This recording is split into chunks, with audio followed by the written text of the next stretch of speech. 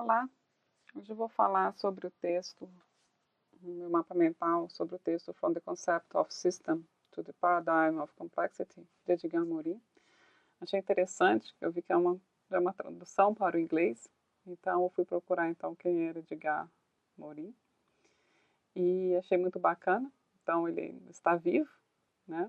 É interessante, achei interessante que ele usa um pseudônimo, não entendi porquê. Mas é um antropólogo, sociólogo, filósofo francês, judeu de origens sefardita. Então, é uma pessoa com uma formação muito ampla, né? Pela sua formação em direito, história, geografia, filosofia. E eu achei muito interessante quando no Google, né, se diz o que diz a teoria dele. A capacidade humana de enxergar o mundo com viés poético. A educação deve ser um despertar para a filosofia, para a literatura, para a música, para as artes. É isso que preenche a vida, esse é o seu verdadeiro papel.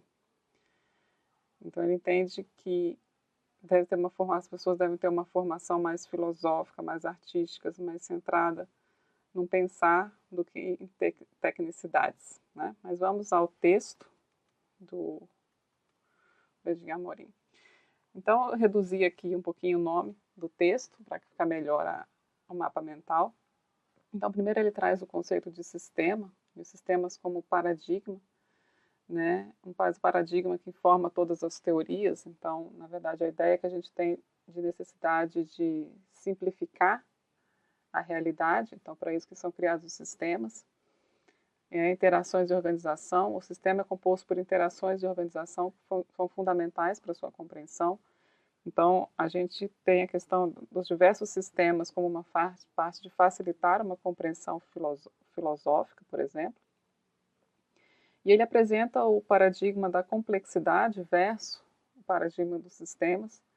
E ele critica tanto o holismo quanto o reducionismo por simplificarem a complexidade da vida real e do ser humano, das nossas interações. Ele trata bastante aqui no texto da ideia de um loop dinâmico e generativo entre conceitos complementares e antagonistas, que é um pouco aquela ideia que a gente fica remoendo as ideias, né? E como que isso é complexo e afeta o próprio processo de criação, o próprio conceito de interação e criação das artes, por exemplo. Como que a gente, então, questiona o sistema. A ideia de auto-organização, que todas as organizações são vistas como um processo contínuo de auto-reorganização. A questão também da ordem e desordem. Então, a organização tanto cria ordem quanto desordem. E elas são inseparáveis, né? Porque quando você tem a desordem, a gente busca a ordem. Quando essa ordem chega no limite, ela é necessária ser desfeita e aí vira uma desordem de novo. Então, volta a ideia também do looping, né? O looping contínuo entre ordem e desordem. O mesmo looping quando a gente vê observador e sistema observado. Né? Então, você não tem como se desassociar do ambiente que você vive, daquilo que você está tentando compreender. E a necessidade de um conhecimento que reconheça a complexidade e a incerteza da vida.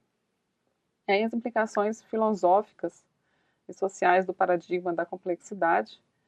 Então, ele propõe uma nova racionalidade que integra organização e existência, sabedoria e praxe social, né? A busca de uma nova sabedoria que reconcilie reflexão e praxe social. Então, uma ideia de que, apesar da necessidade de simplificarmos o mundo à nossa volta para tentar compreendê-lo, também devemos, ao mesmo tempo, absorver a complexidade dos indivíduos, né? E como a gente se retroalimenta uns aos outros.